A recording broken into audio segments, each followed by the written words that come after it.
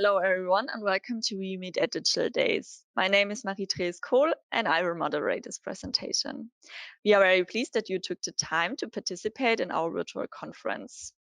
The topic of this presentation right now is design consideration for flyback transformers from our speaker Khaled Elshafey. He will hold the presentation and will also answer your questions at the end. But before we start, I would like to point out one thing. You will be muted during the presentation. This means that you cannot ask questions via microphone during the presentation, but nevertheless, you have, of course, the opportunity to ask questions during the presentation at any time via the chat function, and you can find the chat function in the webinar control panel. This presentation will be about 30 minutes long, and the chat questions will be answered in a Q&A session following the webinar. And there are 5 to 10 minutes in addition scheduled for this. If we are unable to answer all of your questions within this time, we will answer them via email afterwards, of course. So if you still have any questions left, just mail us at exhibition@we-online.com and we will try to answer all of your questions promptly. At the end of the presentation, you will be also asked to participate in a feedback survey. We would be pleased if you take the time to fill out the survey so that we can improve our events. You will also receive the link to the presentation in the next days, and the recording will be available at our website shortly. But now I would say I will hand over to our speaker, Khaled, and I wish you an exciting presentation. Okay, so good morning, everyone, and welcome to my webinar. Today we are going to talk about design consideration for flyback transformer. My name is Khaled Elshafey. I am a design engineer at Würth Elektronik, and I'm doing a lot of design or custom design for magnetics for switch mode power supply transformer. So my agenda for the talk today, we will discuss more about short overview about what is a flyback topology, and also a short overview about the mode of operation behind this topology.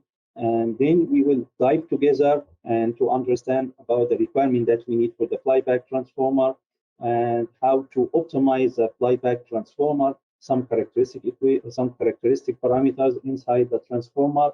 And at the end, we have one topic about how we can improve the AMI when we're using the flyback transformer without adding extra cost in your design.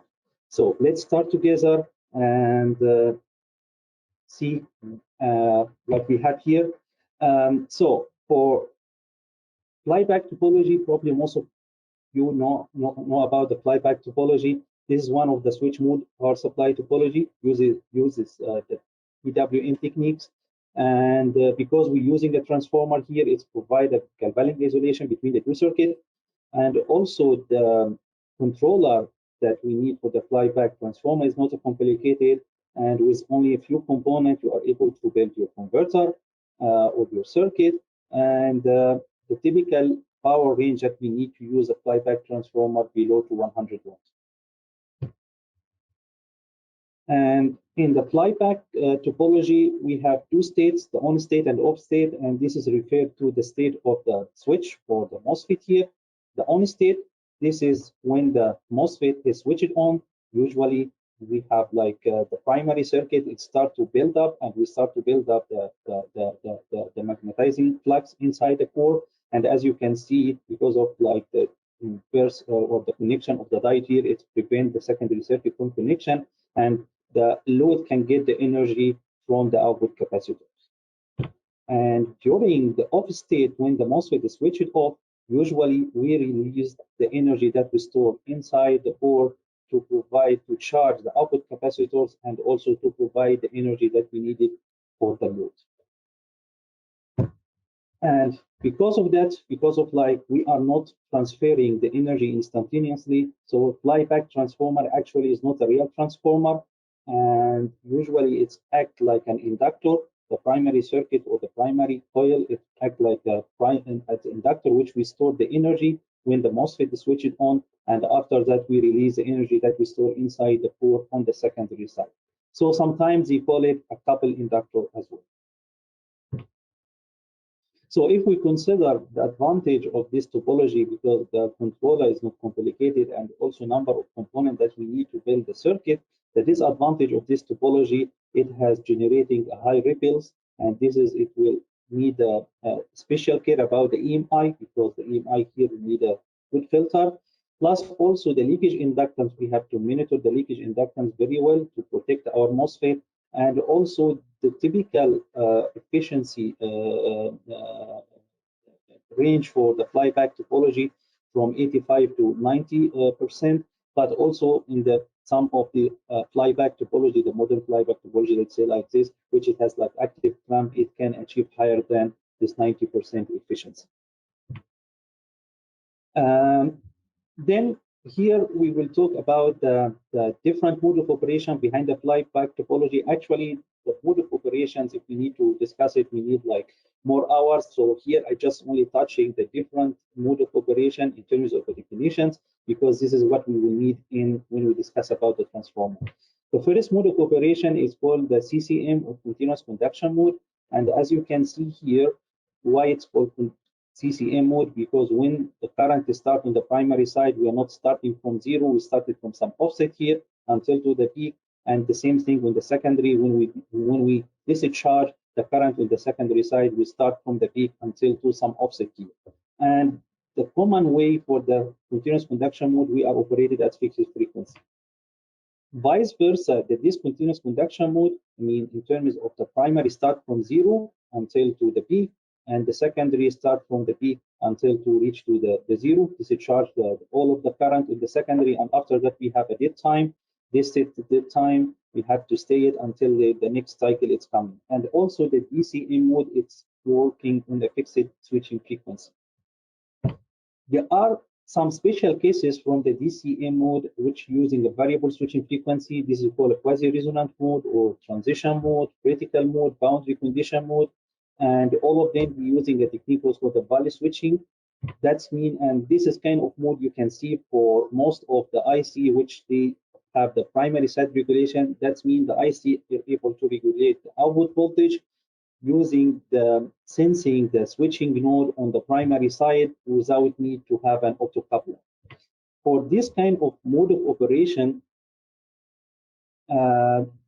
as you can see, this is a quasi-resonant mode compared with a DCM mode.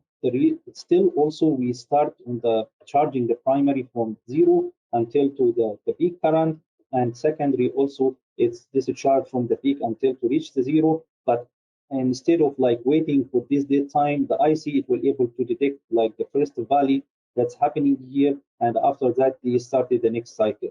And because of that, we are dealing with a variable switching frequency, not fixed switching frequency. And may you notice like for the flyback topology, or we are storing energy inside the core during the MOSFET switch it on, and we release this energy to the secondary or to the secondary circuit when the MOSFET switch it on. That's meaning we have to store energy inside the core. And in order to do that, we have to deal with the energy equations. This is the equation. It shows how much energy that I can store in the core if we have a core like this, an ED core. And as you can see from the equations, the energy is proportional to the volume of the core and inverse proportional to the permeability of the core. So if you want to achieve high energy that we need for our design, we have to increase the volume, or that means the core, or we have to reduce the permeability of the core. And to reduce the permeability of the core, this is a practical way. We can insert what we call an air gap.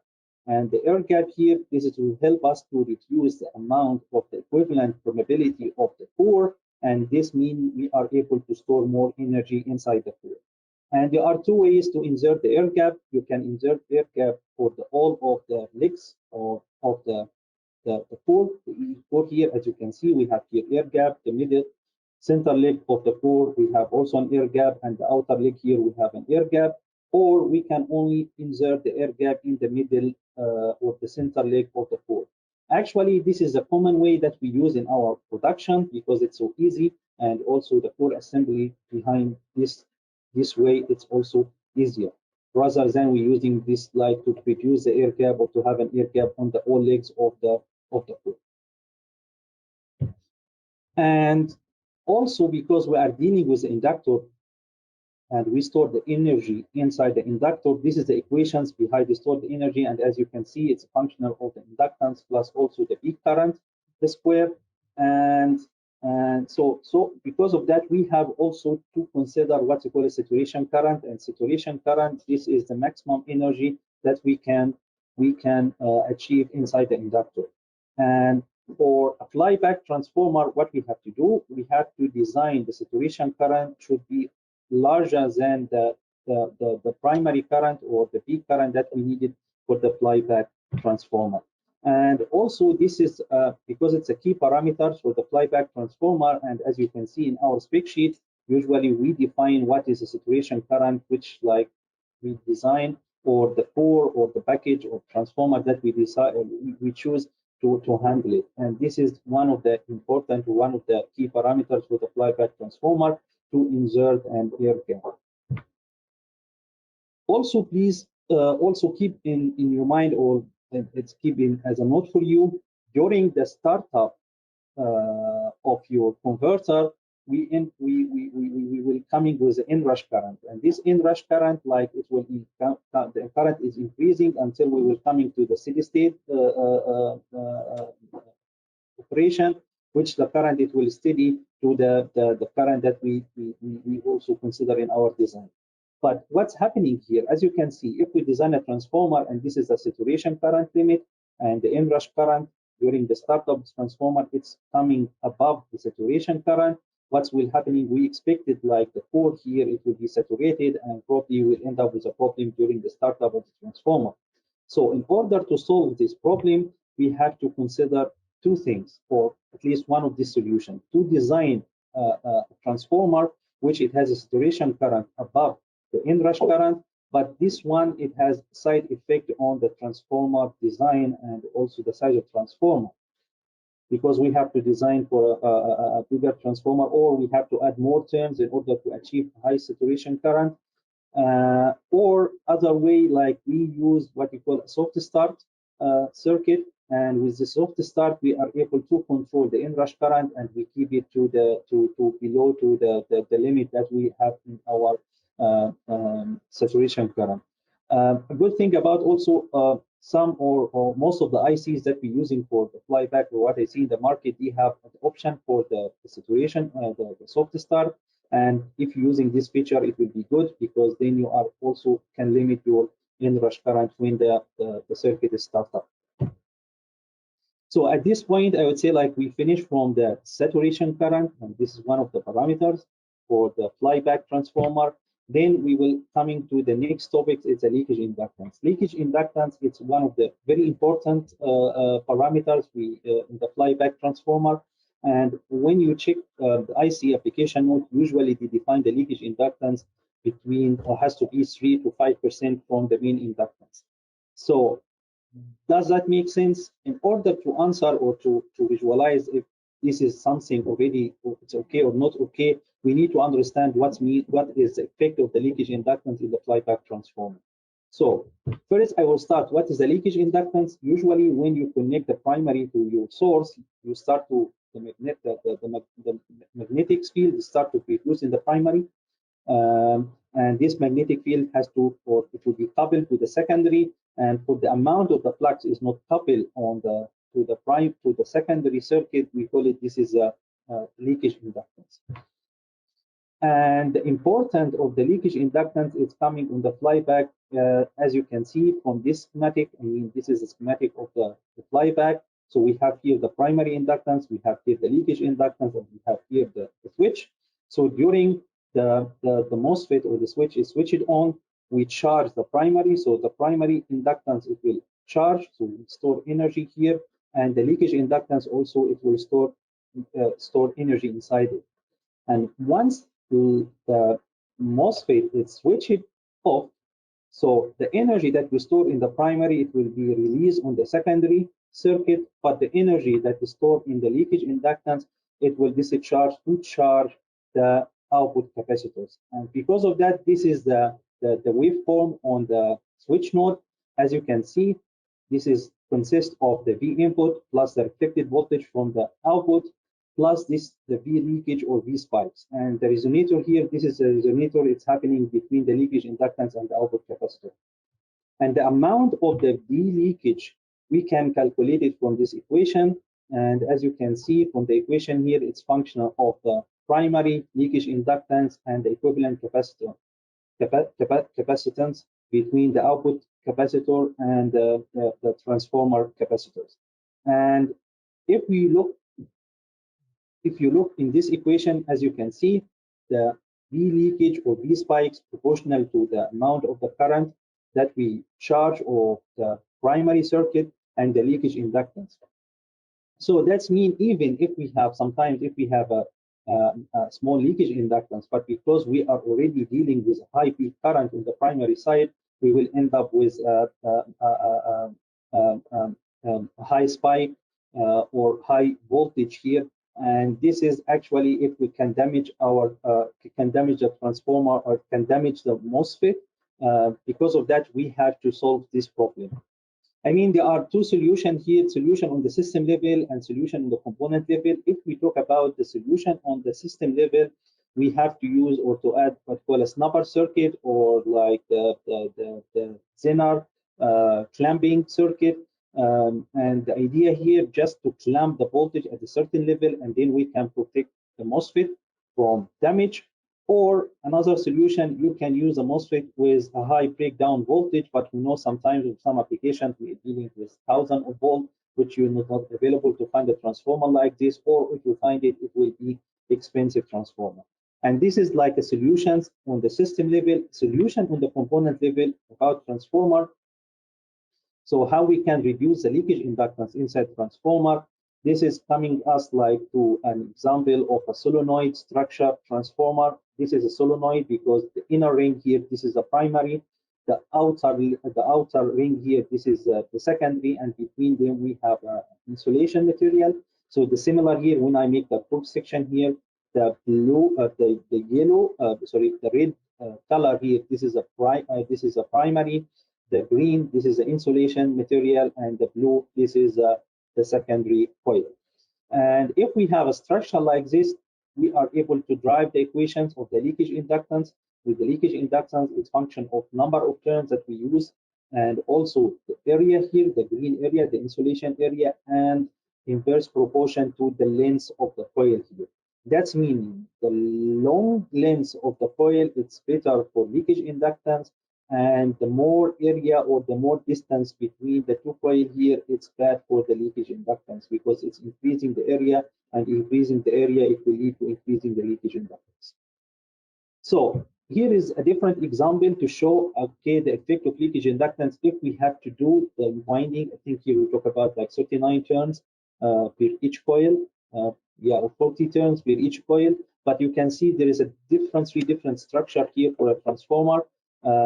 If we talk about the middle one, this is the one like we shrank it a little bit compared with the first one. The first one here, this is the better for leakage inductance because we are able to wind in the bigger or in the long distance versus the middle one. And sometimes also you can see in some transformer we have to add the shelf tape here or margin tape here, and this is also bad for leakage inductance, but sometimes we have to accept it to meet safety.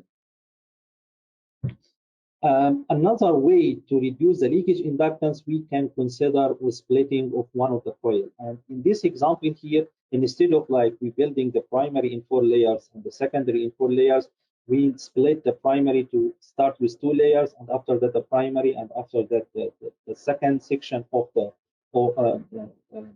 primary. So we have primary, secondary, primary, and this techniques we call a sandwich techniques because sandwich that you can see like the secondary, it's located between two sections of the primary, and this is with this kind of techniques we are able to reduce the leakage inductance to be 25% from the initial value here. But again, this kind of techniques, it add more cost because instead of like we do winding of the primary in one steps, we have to do it in the two steps. And at this point, I would say like this is the leakage inductance, how we can optimize it on the component level. And we finish from the leakage inductance and talk about another parameters, which is the EC resistance. EC resistance, one of the important parameters we have to look when we're dealing with a DCM mode of operation. This is the waveform of the current or the DCM mode. And as you can look on the waveform here, the red color, this is the current on the primary, and the green, this is the green color, this is the current on the secondary circuit. And if you apply the FFT Fourier transformer for the waveform, the sawtooth waveform here, you will end up with a fundamental, a peak on the fundamental of the frequency that we're using here, plus also some harmonic. And if we are operating at very high frequency, the AC resistance, it will becoming the dominant one, not the DC resistance. The reason for that, this is a graph here to show you the effect of one of the parameters. It's affect the AC resistance, which is skin effect. And as you can see, operating at low frequency, the DC resistance is almost or equal to the AC resistance in this region. But once we start to operate it at high frequency, we can see the DC resistance not affected by frequency, but the AC resistance start to increasing. And that's meaning when we operate it at high frequency, usually we will end up with a low or high losses, or due to the high value of the AC resistance. To study the AC resistance and to have modeling, we can do modeling by the analytic or theoretical model, and this is not easy. I mean, we have to check some textbook talking about this one, but this is it. I mean, probably most of you know the phenomena that affect the AC resistance, the skin tips, and the proximity effect, and this has coming to the equations, and based on that you are able to do the modeling. Or sometimes we're using a simulation model, 2D or 3D model, like software like ANSYS Maxwell, finite element analysis, which you need to build up a 2D or 3D model completely for your transformer, and you are able to study the effect of the AC resistance in your design. But I mean, here we can propose like a solution about optimizing the AC resistance. One of the solutions to using a Litz wire, and Litz wire, for the people that maybe the first time to know about the Litz wire or hear about Litz wire, I mean, instead of using a solid wire like this, we split the same area of the solid wire to use it like multi-strand of the wire, and this multi-strand of the wire is twisted together, and with this kind of wire, Litz wire, we are able to reduce the effect of the skin tips and also the proximity effect, and we are able to improve the AC resistance of the wire. Also, sometimes you call it high frequency wire, and this is a very common wire that we use for the high frequency application. And here I have a practical example to show you the effect of the AC resistance, as I said, for the DCM topology offline flyback transformer, and we operated at 100 kilohertz. As you can see here from the thermal measurement, this is our transformer here, and as you can see, this is the core, and here we have the temperature on the coil, and as you can see, the temperature on the coil is the hot one, and we have 100 degrees. This is the temperature on the top of the transformer. And of course, because as I said to you, we are not taking into account here the AC resistance effect, and we're using a solid wire. But once we switch or the solid wire to using a Litz wire, as you can see here from the measurement, we are able to reduce the temperature from 100 degrees to be 64 degrees. And that's only one thing like we change in the transformer, using like replacing the solid wire with Litz wire. And as explained for you, Litz wire, it's a good wire if we are concerned more about AC resistance when we are operating at a high frequency application. So last topics that we have for our talk today is the EMI. So as you can see, this is a schematic of the flyback topology. So maybe you notice any difference between them, or sometimes you can see this is a schematic or some of the IC reference design they're using this schematic, or sometimes they're using this schematic. So from point of the design, there is any difference between them. I mean, as you can see, maybe if you didn't notice a difference between them, the way of connecting the switch node here in this schematic, they are connected with the dot of the transformer, and on the right side here, we connected the switch with non-dot terminal on the primary side. So in terms of the functionality of the flyback topology, there is no difference. If you're using this one or use this one, you will not see any difference. You are able to, your circuit to work fine, and you will not have any problem. But there are two differences between these two schematic in terms of like the EMI performance. So there is one, it has a huge impact compared with the other one. So, and let's study this effect and to see which one it help us like, or to choose it in order to reduce the effect of the noise, at the level of the noise that we have in our circuit. And in order to go with this one, let's talk about like an example here about the transformer. Here is a transformer structure. I mean, the red is the coil, the primary side coil, and the blue, this is the secondary coil, and here is a insulation tape between them.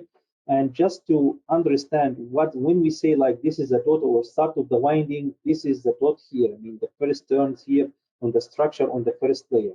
And the undot, this is the terminal, or this is the turn which is coming on the top of the last layer of the primary coil. So when we consider this schematic or this kind of connection to connect the transformer with MOSFET, so this is, that means this is your MOSFET, and you connect the MOSFET with non-dot terminal. It's meaning like you connected the MOSFET to this terminal. And as you can see, this terminal or this turn, it's very close to the secondary, and that's meaning you have a good coupling to the noise from this node to the secondary, and this is effect, or this is the bad for the EMI.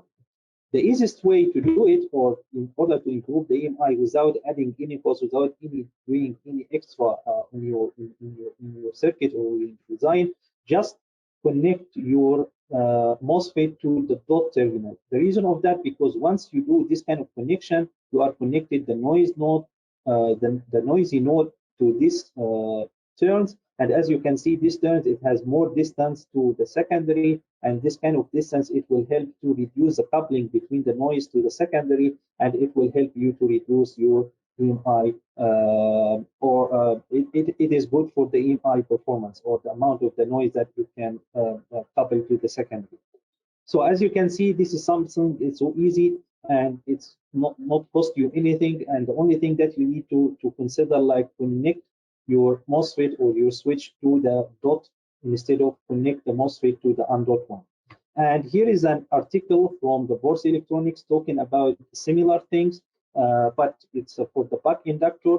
And as you can see, the effect of this like connected the nodes to the start of the winding versus the other, you can see is from the graph here how is the performance. I mean, the connected to the switch node, it has low peak compared with when you connected with the undot one in terms of when we're talking about the radiation effect. I will leave here the link for this article. If you want, if you're interested, you can look for it. And I think that was the last slide or the last topic for my webinar today. And yeah, I'm here if you have any questions to answer. Thank you.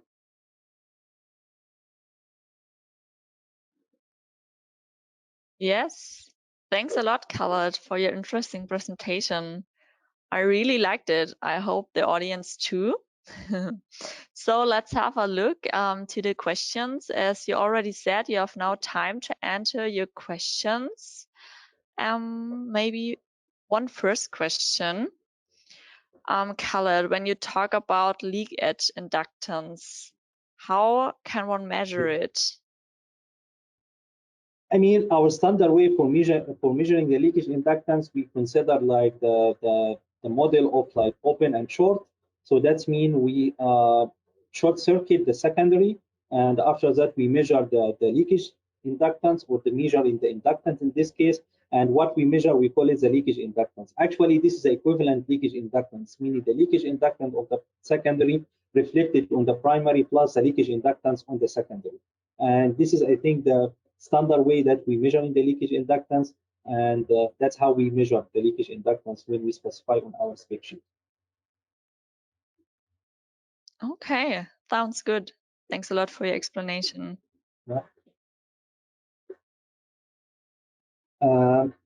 I see also question coming here about what is the effect of going over the saturation limit of the core. Is it not only the more current? So, I mean, what's happening when you go to the, over the saturation current? Usually, if you can see in our spec sheet, we define the saturation current. This is a 20% drop of the inductance.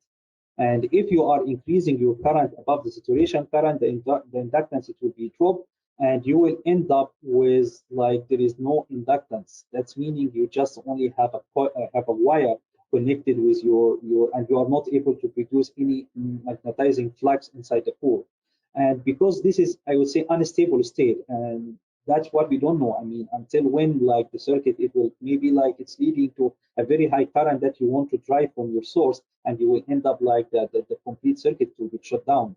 Or I don't know, like this is what I see, like the inrush current is something we have to consider specific when it's coming above the saturation current, because in this kind of time, the transformer or the magnetic circuit will not be stable, and it will go into the unstable time, and then you don't know what's happening to your circuit. Adding air gap in the core Yes. for a higher energy storage, can it affect the EMI as a consequence of flux fringing? Okay, yes, that's a good one. Exactly. I mean, adding the air gap. I mean, yes. I mean, because we end up with what you call a phenomenon called flux fringe, which meaning like you get like a flux out of the air gap, and this flux, it maybe affect your other components around the transformer. So this meaning like if we dealing with, I mean, the situation here, it's happening usually when we have like a very high or very big air gap.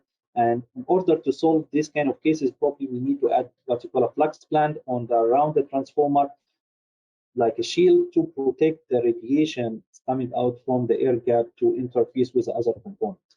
But again, because again, it has some limitation, because if we have like a full coil and we have a lot of winding, probably the effect of the flux fringe coming out from the air gap, it will be little.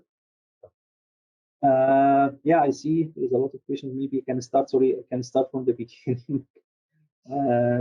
Trying to minimize leakage inductance. And okay, I see like a question coming, is there is a preferred design to minimize the leakage inductance and the primary second capacitance? Okay, I mean, there are two things that it's difficult when coming to the optimization: the leakage inductance versus the interwinding capacitance, the capacitance between primary to secondary. Because as you can see from the equations, in order to reduce the leakage inductance, we have to keep the distance between the primary to secondary very small. And in order to achieve a low capacitance, you want to increase the distance between primary to secondary. I know for some application like a gate drive application, usually the interwinding capacitance is very important for them compared with the leakage inductance. But in order to combine between them low leakage inductance with low interwinding capacitance, this is something like it's difficult, as you can see, because it's proportional inverse. But as I said, like depending on the design, depending on the requirement, we can look and we can see like how we can do the optimization for these kind of cases. Let's take another question.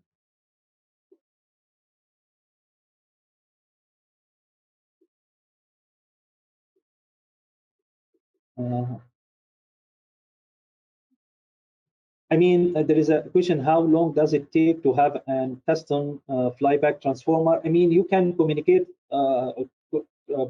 contact us by our sales channel, and you can send you, we will ask you to fill what you call the inquiry form. And once you fill the inquiry form, we will get a design engineer to review it and once we review it, we'll communicate with you and to tell you about like, okay, what is the lead time, and I mean, usually our lead time, if we have everything in our lab stock, from 2 to 3 weeks for the custom design. But again, this is something like we can discuss it, or once you communicate with our sales team.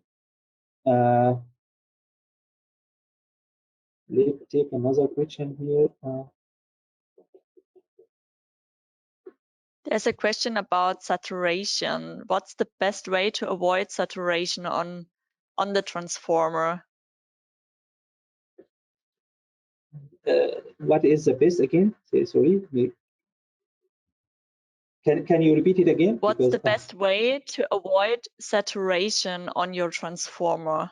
Okay, again, the best way to avoid saturation is you have to design your saturation current far away from your expected peak current in your circuit. And this is what I mentioned in our slides. I mean, usually if you're in your circuit, in your simulation, you shown like your peak current, it will be range of 1 amp. I think if you design for a saturation current 1.5 or 2 amp, you will be in the safer side, or even higher than like 3 or 4. But if your peak current in your circuit about 1 amp and you design your saturation current at 1 amp, that's mean you end up with a case which, like, when you're running at the steady state with 1 amp, the core, it will be saturated, and then the transformer, it will not be stable region in this case. Okay. Okay. Another question. What kind of technique would you recommend, Khaled, to measure primary capacitance and total drain to source capacitance? Okay, to measure the capacitance on the primary or the interwinding capacitance, we usually use what you call network analyzer, and you have to sweep the frequency starting from 1 kilohertz up to like 10 megahertz. And after that, you want to have what you call like an equivalent circuit, which means like you have the inductance, you have the capacitors, and you have the resistors. And I mean, if you in your device you have the option to choose between the equivalent circuit, they will able to give you the value of the capacitance. If not, I would say like the easiest way to do it in this case, you measure the inductance, you measure, you have to sweep as I said, like to get the graph to know your self-resonant frequency. And once you have the self-resonant frequency and you have the inductance, there is an equation which you can extract or calculate the capacitance of the coil, even if it's a primary or the secondary. If you are interested in these equations, maybe you can communicate with me and I can provide for you some reference with this one. But this is a way, like if you want to measure the capacitance on the primary side. Great, thanks a lot. Yes. I would say, as there are a lot of questions coming in, I would say we will answer them via email afterwards. So all of your questions will be answered. But for now, thanks a lot, Khaled, for your interesting presentation and also for your question and answer round and also for your attention. Just one remark from my side. The next presentation will start at 11 a.m. and the topic is wireless power transfer usable in robots from our referent Jörg Hanschel. So hopefully see you there. Have a nice day and enjoy. Bye. Thank you.